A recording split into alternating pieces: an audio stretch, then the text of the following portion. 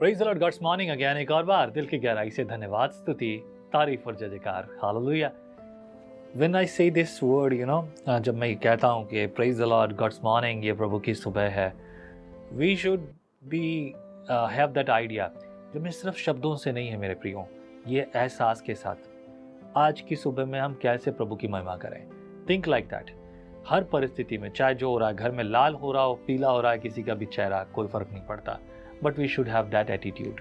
If you have that attitude, definitely things can be change very soon. बहुत सारी चीजें बदल जाएंगी आपके जीवन में। चैप्टर 6 अय्यूब की पुस्तक मजेदार तो नहीं है, लेकिन हाँ दुख से भरी है। परंतु रात है काली तो सुबह भी अब होने वाली।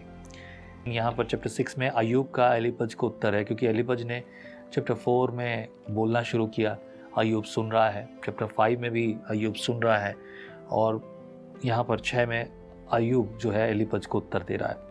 लिखा है, फिर अय्यूब ने कहा, भला होता कि मेरा खेद तौला जाता और मेरी सारी विपत्ति तुला में रखी जाती, मतलब तराजू में रखी जाती, और पता चलता कि मेरा दुख कितना बड़ा है।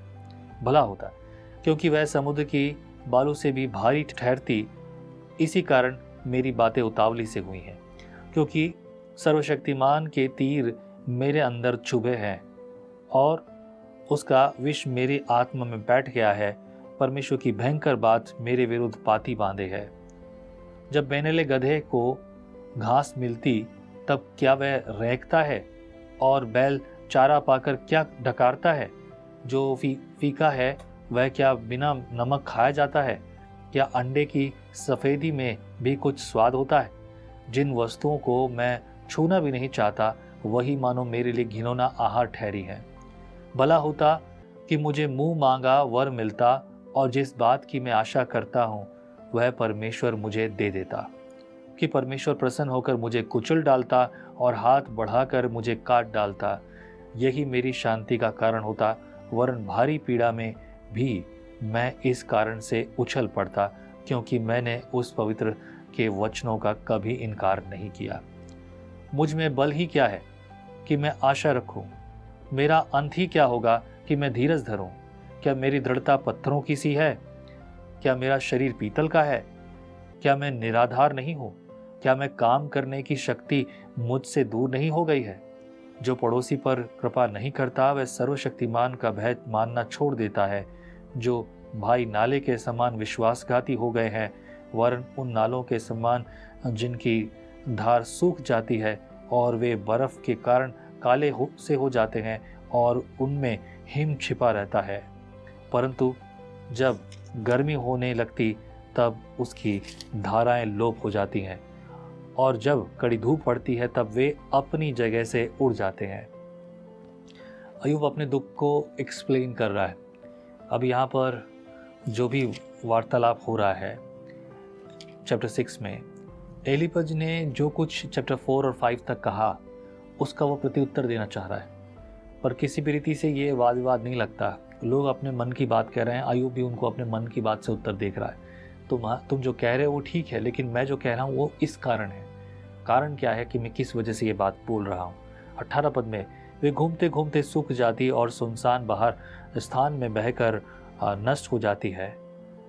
तेमा के बंजारे दिखते रहे और शबा के काफिले वालों ने उसका रास्ता देखा। वे लज्जित हुए, क्योंकि उन्होंने भरोसा रखा था, और वह वहां पहुंचकर उनके मुंह सूख गए। इसी प्रकार अब तुम भी कुछ ना रहे, मेरी विपत्ति देखकर तुम डर गए हो। अपने दोस्तों से कह रहा, मेरी विपत्ति देखकर तुम डर गए हो।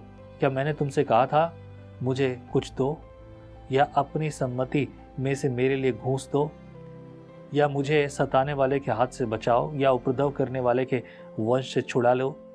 मुझे शिक्षा दो और मैं चुप रहूंगा, और मुझे समझाओ कि मैंने किस बात में चूक की है। सच्चाई के वचनों में कितना प्रभाव होता है, परंतु तुम्हारे विवाद से क्या लाभ होता है? क्या तुम बातें पकड़ने की कल्पना करते हो? निराश जन की बातें तो वायु की सी है। तुम अनाथों पर चिट्ठी डालते और अपने मित्र को बेचकर लाभ उठाते हो। इसलिए अब कृपा करके मुझे देखो। निश्चय मैं तुम्हारे सामने कदापि झूठ न बोलूँगा, फिर कुछ अन्याय न होने पाए।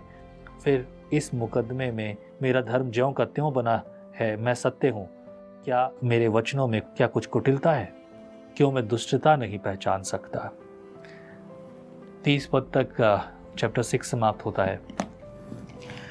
अय्यूब की एक बात मुझे अच्छी लगी, मुझे सम्मति दो, मुझे सलाह दो, मुझसे बात करो, मैं तुम्हारी सुनूंगा, मैं तुम्हारी बात का विरोध या सामना नहीं करूंगा, उसके सामने खड़ा नहीं हूँ, मुकदमों में मैं खड़ा हो जाऊंगा, तुम्हारे द्वारा मैं शांति पाऊंगा। तुम ये जान लो, मैं तुम्हें देता हूँ ये मौका। मेरे प्रियो, क्या खूबसूरत लाइन उसने कही है। ऐसी बात हम अपने जीवन में रखें, लेकिन ऐसी परिस्थितियों में हम अक्सर अपना न्याय खुद करते हैं बजाय परमेश्वर के। खुद न्याय करने लगते हैं, विच इज़ एब्सोल्युटली रॉन्ग, गलत है।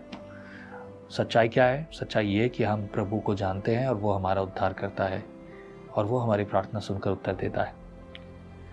प्रभु परमेश्वर, तेरी भलाई, तेरी करुणा तेरे लोगों पर हो। सारी चिंताएं, सारे बोझ जाते रहें। अधिक सम्मति, अधिक प्रेम, अधिक आदर में, अधिक सम्मान में बढ़ते जाएं कि कमी घटियों को दूर कर तुझे तेरे हाथों में अपना जीवन समर्पित करें। प्रार्थना सुनने वाले प्रभु यीशु मसीह नासरी के नाम से मैं मांगता हूँ, आमीन। आमीन। Be blessed. प्रभु आशीष करे, उसकी योजना आपके जीवन पर, आपके परिवार के एक एक सदस्य पर पूरी हो। आमीन। जय मसीह की। Praise the Lord. परमेश्वर का वचन जीवन देने वाली रोटी है। आओ हम इस जीवन देने वाली रोटी का और मजा लें विजनरी टीवी पर।